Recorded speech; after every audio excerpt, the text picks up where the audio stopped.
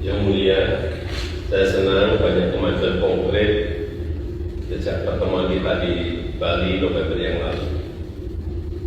尊敬的习近平主席，我很高兴，自从我们去年11月份在巴黎大会见之后，两国之间取得了很多实质性的进展。Saya ingin mengangkat 4 hal.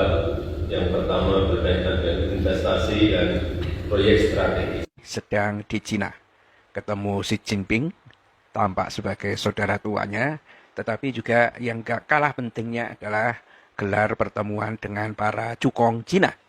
Dan apa yang ditawarkan oleh Jokowi? Ya, 34.000 hektar lahan IKN ya, yang ada di Kalimantan ini. Ini kalau cerita tentang IKN, pemirsa, dijual semurah apapun gitu, kayaknya nggak ada orang yang minat, heran saya.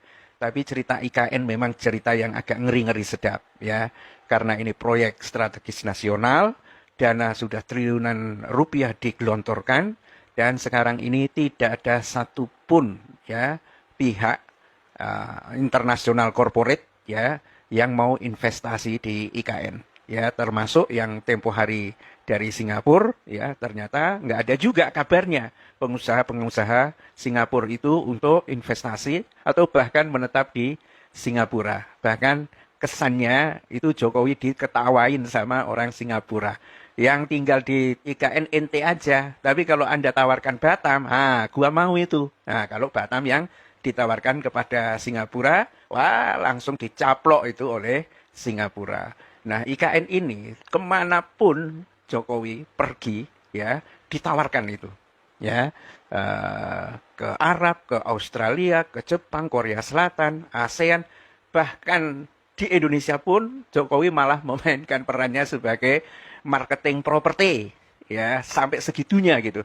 Tetapi tetap saja tidak ada yang tertarik, ya kecuali proyek-proyek yang memang dibuat itu adalah anggaran dari APBN. Yang agak ngeri nanti, pemirsa, kalau ada subkontraktornya yang sudah ngerjakan proyek ini dan itu, tetapi anggaran nggak turun-turun. Jadi bocor di mana-mana gitu, dan akhirnya ada jerit tangis dari para pelaku subkontraktor itu. Rumahnya ada yang digade, disidang, disita oleh bank, mungkin diancam perceraian dan seterusnya ya. Nah, sekarang ini ketemu dengan cukong Cina, Jokowi juga tawarkan 34.000 hektar. Jumlah yang cukup luas. Ya, mungkin seluas kabupaten lah atau seperti apa begitu ya, jumlah luas lahan yang ditawarkan oleh Jokowi ini kepada Cina atau cukong-cukong Cina. Tapi apakah cukong-cukong Cina ini juga tertarik? Belum tentu juga, pemirsa. Ya, bagi yang tahu perkembangannya atau yang tidak tahu perkembangannya, Cina dalam 2-3 tahun terakhir ini bisa dikatakan bahwa pertumbuhan ekonominya itu juga 5%, dan itu mungkin juga pas kena inflasinya gitu ya. Jadi ekonominya juga stuck. Ya, Short Morning Post memberikan satu analisis bahwa ini yang terburuk datang dari yang buruk katanya tentang pertumbuhan Cina. Lagi persoalan politik yang ada di internal Cina ini juga memusingkan, karena menteri luar negerinya yang masih muda, 57 tahun apa gimana begitu kan, ya menghilang, dipecat dari menteri luar negeri dan sekarang menghilang, pemirsa. Dan itu sebetulnya adalah calon yang bisa menjembatani ke disparitas ya, kesenjangan atau gap antara Cina dengan Barat atau Cina dengan Eropa ya, ginggang ya. Dan digantikan lagi oleh Wang Yi yang sangat senior ya, 67 tahun ya, yang dikatakan sebagai diplomat serdadu serigala gitu ya, ganas gitu ya reaksinya terhadap Barat dan Eropa itu. Nah, sementara cengkraman Xi Jinping terhadap Cina itu sendiri hari-hari ini juga dianalisis oleh Al Jazeera mulai melemah ya. Jadi kalau Jokowi ini menawarkan, mungkin kita kecewa banget ya dengan Jokowi. Ya. Tetapi sekali lagi bahwa sekarang ini pun Cina untuk bisa memulihkan orang investasi dalam negeri, ini juga sempoyongan gitu ya.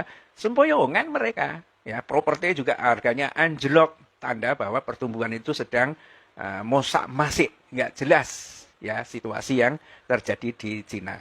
Kalau dikasih gratis mungkin mau ya, tapi kalau suruh investasi di IKN ya keluar modal dan itu jangka panjang, oh saya tidak yakin bahwa Cina juga akan siap dengan seperti itu. Situasinya tidak sedang baik-baik saja karena Cina juga dianggap merupakan ancaman yang paling signifikan dan sekarang mulai dijauhi oleh international corporate baik dari Amerika maupun dari Eropa itu. Tetapi mungkin ya nggak tahu bagaimana bacaan peta politik ekonominya dari istana, dari rejim Jokowi ini terhadap situasi Cina.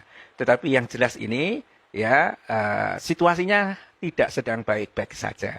Ya, tetapi ya inilah namanya juga mungkin Jokowi juga dikejar oleh waktu bahwa sampai tahun 2024 kalau begini-begini aja, wah menghadapi Anies yang kepilih jadi presiden bisa habis itu ya. Istilahnya Budi Ari masuk penjara semua itu. Ya, mungkin saja bisa seperti itu.